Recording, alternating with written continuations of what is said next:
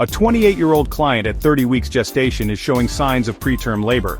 The provider orders betamethasone IM. What is the most important therapeutic effect of this medication in the context of preterm labor? A. To halt uterine contractions. B. To manage maternal blood pressure. C. To enhance fetal lung maturity. D. To prevent maternal infection. Correct answer, C. To enhance fetal lung maturity. Rationale. Betamethasone is a corticosteroid that promotes surfactant production in fetal lungs, reducing the risk of respiratory distress syndrome in preterm infants.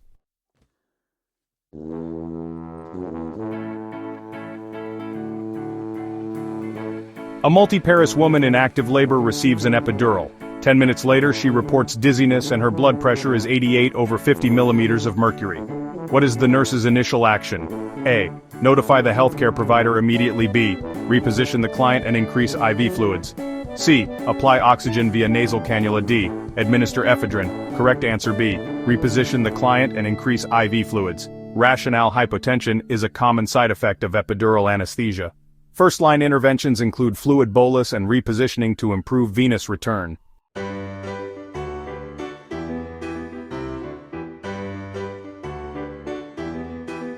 A nurse observes recurrent late decelerations on the fetal heart monitor during oxytocin administration. Which action should the nurse take first? A. Administer a fluid bolus.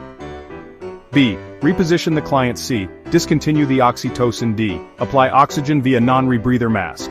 Correct answer C. Discontinue the oxytocin. Rationale.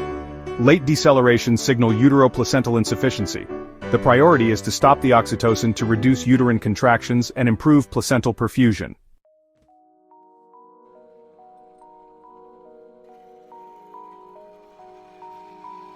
A client receives misoprostol for cervical ripening. Contractions become excessively frequent and intense. What should the nurse do first? A.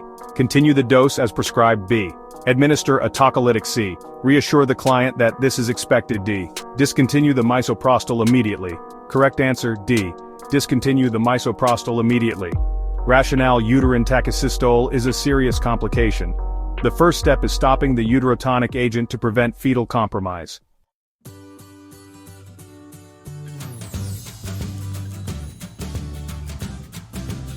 A nurse notes variable decelerations in the fetal heart rate tracing. The client is at 39 weeks and receiving IV fluids. What intervention is most appropriate at this time? A. Reposition the client.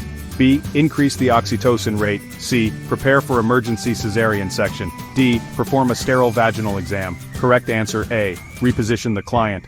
Rationale. Variable decelerations suggest umbilical cord compression. Repositioning may relieve pressure and restore normal fetal heart rate patterns.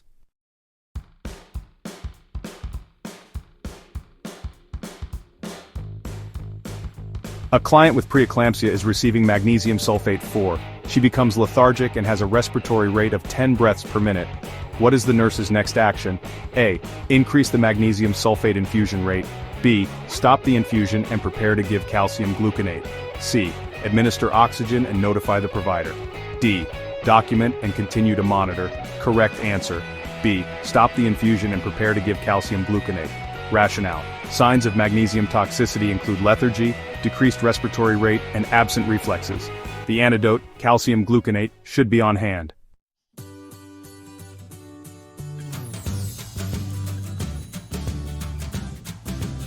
During delivery, the fetal head delivers but the shoulders remain stuck. The provider calls for the Mac-Roberts maneuver. Which action should the nurse take? A. Apply fundal pressure. B. Flex the mother's legs tightly to her abdomen. C. Reposition the mother to her hands and knees. D. Encourage maternal pushing. Correct answer. B. Flex the mother's legs tightly to her abdomen. Rationale. The Mac-Roberts maneuver widens the pelvic outlet and is a first-line intervention for shoulder dystocia.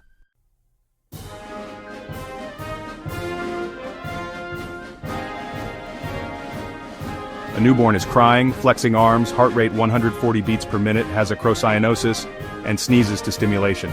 So what is the correct APGAR score at 1 minute? Is it A10, B9, C7, or D5? The correct answer is B9. The rationale is that each category is worth 2 points. Acrocyanosis scores 1 in color and all other findings score 2, totaling 9.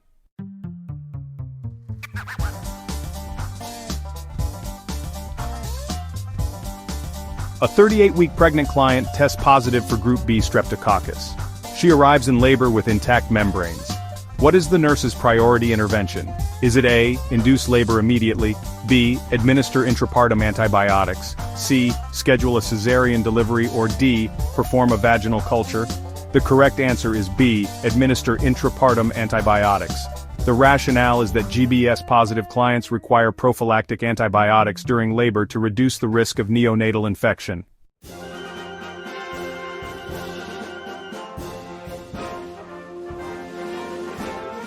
A postpartum client has heavy vaginal bleeding and a boggy uterus on palpation. Which medication should the nurse anticipate administering? Is it A, misoprostol, B, magnesium sulfate, C, terbutaline, or D, betamethasone? The correct answer is A, misoprostol. The rationale is that misoprostol is a uterotonic used to treat postpartum hemorrhage due to uterine atony by stimulating uterine contractions.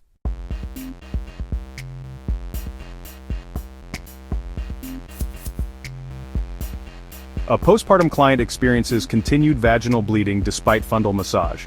Which medication should the nurse anticipate administering next? Is it A, oxytocin, B, magnesium sulfate, C, betamethasone, or D, indomethacin?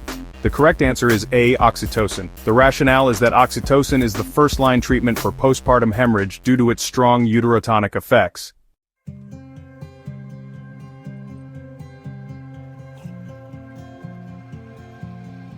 A laboring client encounters shoulder dystocia. The nurse prepares to apply suprapubic pressure. What is the goal of this maneuver? Is it A, to push the fetal head back into the uterus, B, to rotate and dislodge the anterior shoulder, C, to widen the maternal pelvis, or D, to expel the placenta faster? The correct answer is B, to rotate and dislodge the anterior shoulder. The rationale is that suprapubic pressure helps release the impacted anterior shoulder during shoulder dystocia.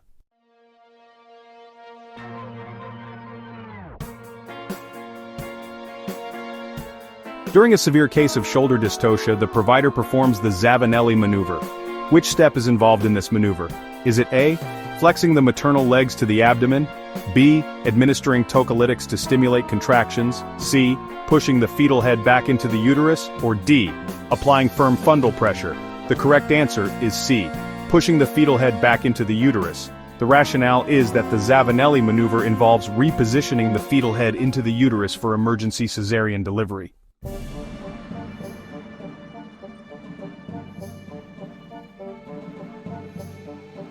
A client on magnesium sulfate for preeclampsia has absent deep tendon reflexes. What should the nurse do first? A, document findings. B, continue monitoring. C, stop the infusion and notify the provider. D, increase the infusion rate. The correct answer is C, stop the infusion and notify the provider.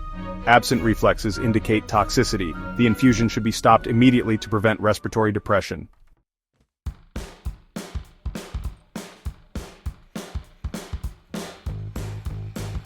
The nurse performs Leopold's maneuvers during an antepartum assessment. What is the purpose of this technique? A, to evaluate cervical dilation. B, to determine fetal position and presentation. C, to monitor fetal heart tones. D, to assess uterine contractions. The correct answer is B, to determine fetal position and presentation. Leopold's maneuvers are used to assess fetal position, lie, and presentation via abdominal palpation.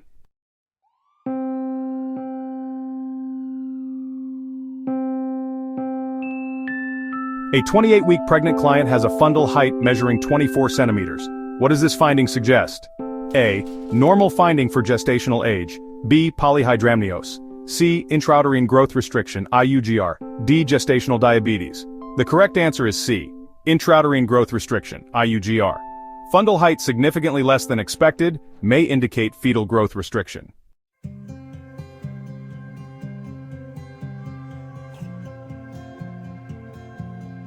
A third trimester client asks about fetal movement monitoring at home. Which response by the nurse is appropriate? A, count at least 3 kicks in 3 hours. B, notify the provider if fewer than 10 kicks in 2 hours. C, monitor only after eating meals. D, kicks should be counted once a week.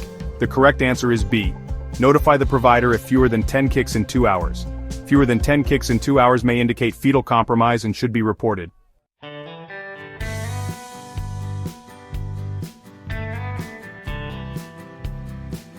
A client at 37 weeks with breech presentation is scheduled for external cephalic version. Which action is a priority prior to this procedure? A. Perform Leopold's maneuver. B. Begin oxytocin infusion. C. Obtain informed consent and assess fetal well-being. D. Administer Rho-D immune globulin. The correct answer is C. Obtain informed consent and assess fetal well-being. Informed consent and fetal assessment are essential before attempting to manually turn the fetus.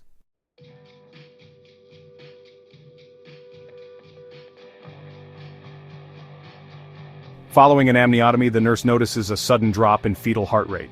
What should the nurse assess for first? A. Maternal blood pressure. B. Umbilical cord prolapse. C. Uterine rupture. D. Cervical dilation. The correct answer is B. Umbilical cord prolapse. Sudden fetal heart rate deceleration post-amniotomy may indicate cord prolapse, which is a medical emergency.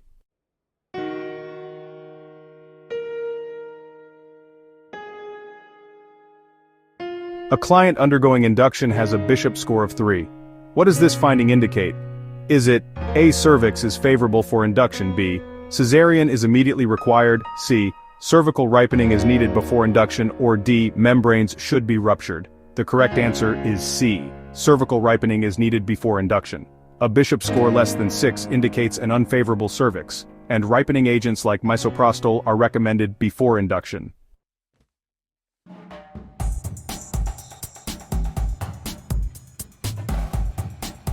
A client in preterm labor is receiving terbutaline.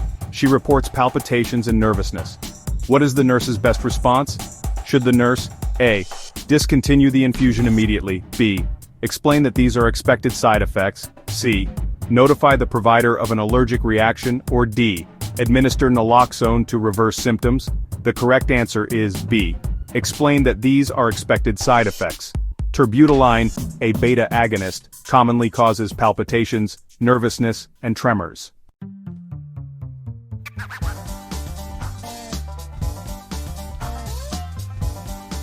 A newborn of a diabetic mother has a blood glucose level of 35 milligrams per deciliter at 1 hour of life. What is the nurse's priority intervention? Should the nurse A. Administer dextrose IV immediately. B. Document and recheck in 2 hours. C. Begin early feeding or breastfeeding. Or D. Notify Child Protective Services. The correct answer is C. Begin early feeding or breastfeeding. Early feeding stabilizes blood sugar levels. Severe or symptomatic hypoglycemia may need IV glucose.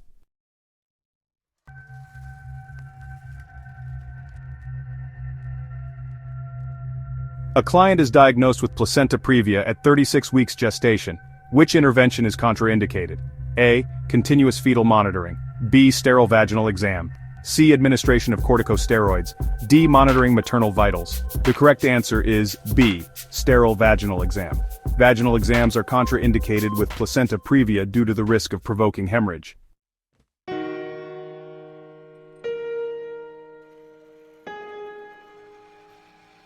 A client at 38 weeks with breech presentation is being assessed for fetal heart tones. Where should the nurse place the Doppler to best hear fetal heart tones? A. Left upper quadrant. B. Midline above the umbilicus. C. Right lower quadrant. D. At the fetal back in the upper abdomen. The correct answer is B. Midline above the umbilicus. In breech presentation, fetal heart tones are usually best heard above the umbilicus.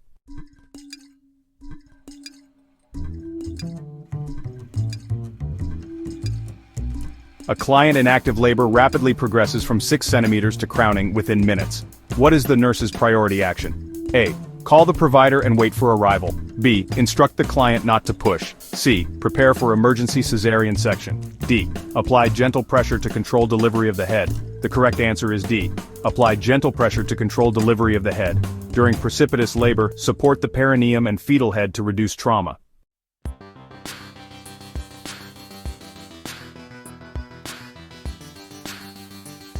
A laboring client's amniotic fluid is meconium stained. The fetal heart rate is 140 beats per minute with moderate variability. What is the appropriate initial action? A. Prepare for emergency cesarean section. B. Suction the fetus below the cords before delivery. C. Continue monitoring and prepare for neonatal assessment. D. Administer oxygen at 10 liters per minute. The correct answer is C. Continue monitoring and prepare for neonatal assessment. The rationale is that if the fetal heart rate is reassuring, standard monitoring continues and the neonatologist assesses the newborn after birth.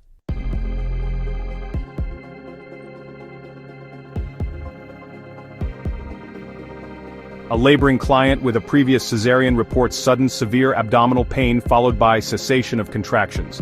What condition should the nurse suspect? A. Placental abruption, B. cord prolapse, C. uterine rupture, D. chorioamnionitis. The correct answer is C. Uterine rupture. The rationale is that sudden sharp pain, loss of fetal station, and cessation of contractions suggest uterine rupture.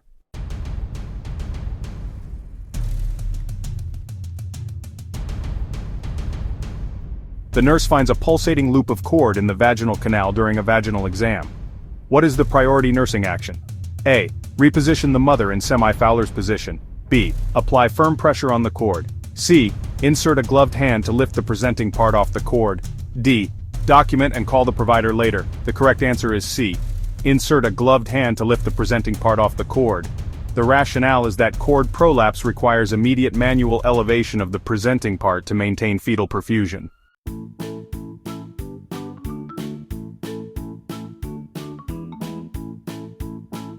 The fetal heart rate drops to 90 beats per minute for over 2 minutes. The client is on oxytocin. What is the nurse's priority action? A. Increase oxytocin rate. B. Discontinue oxytocin. C. Perform amnio infusion. D. Give intravenous pain medications. The correct answer is B. Discontinue oxytocin. Bradycardia during oxytocin use may indicate overstimulation or distress. Discontinue the drug to reduce uterine activity.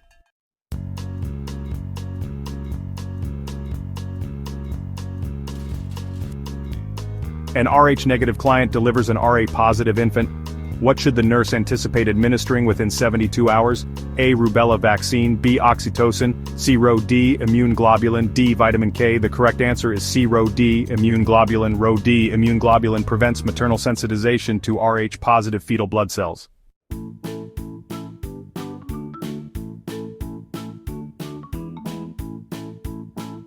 A postpartum client with active untreated tuberculosis asks to breastfeed her newborn. What should the nurse advise? A.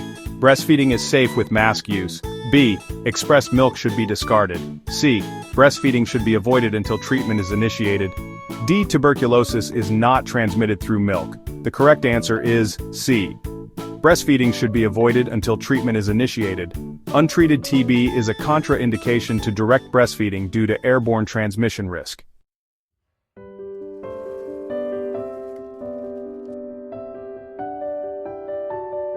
A nurse assesses lochia in a client 3 days postpartum. The discharge is dark red and moderate in amount. How should the nurse document this finding? A. Lochia serosa. B. Lochia alba. C. Lochia rubra. D. Hemorrhage. Correct answer C. Lochia rubra. Rationale. Lochia rubra is normal in the first 3 to 4 days postpartum and consists of dark red blood.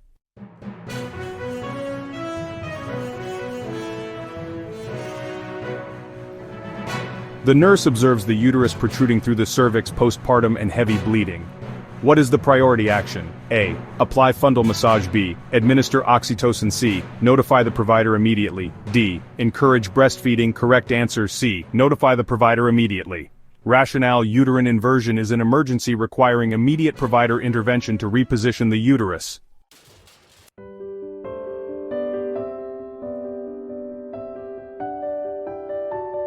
A client sustained a laceration involving the vaginal mucosa, perineal skin and muscles but not the anal sphincter. What is the degree of this laceration? A. First degree. B. Second degree. C. Third degree. D. Fourth degree. Correct answer B. Second degree. Rationale: a second degree laceration involves skin, mucosa and perineal muscles but not the anal sphincter.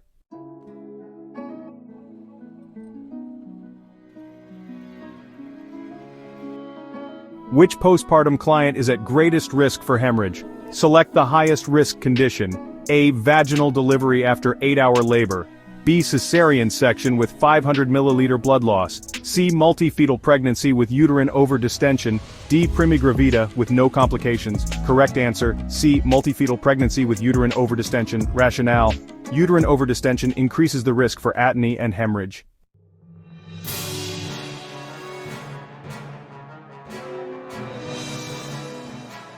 A new mother reports hearing voices and shows disorganized thinking. What condition does the nurse suspect?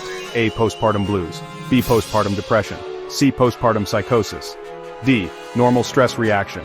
Correct answer, C. Postpartum psychosis. Rationale: hallucinations and disorganized thoughts indicate postpartum psychosis, a psychiatric emergency.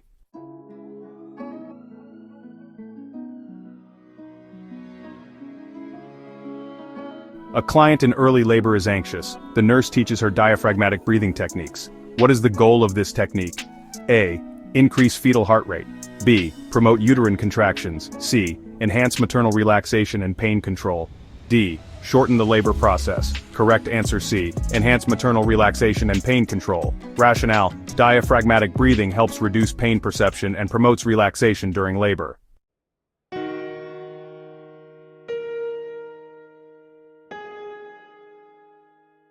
A non-breastfeeding client experiences painful breast engorgement on postpartum day 3. What is the nurse's best recommendation? A. Begin pumping breast milk.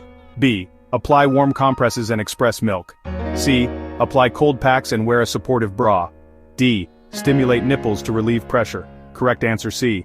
Apply cold packs and wear a supportive bra. Rationale: cold packs and support reduce engorgement discomfort in clients who are not breastfeeding.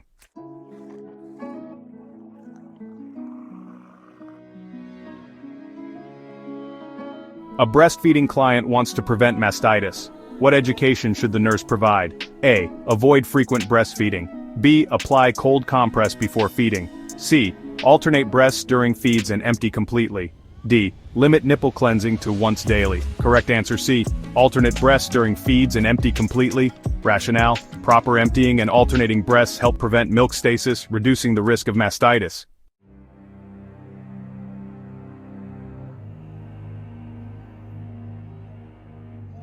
A newborn is jittery, irritable, and has a high-pitched cry.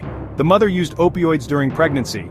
What should the nurse suspect? A. Hypoglycemia. B. Neonatal abstinence syndrome. C. Sepsis. D. Hyperbilirubinemia. Correct answer, B. Neonatal abstinence syndrome. Rationale: symptoms like irritability and tremors suggest NAS, commonly seen in infants exposed to opioids in utero.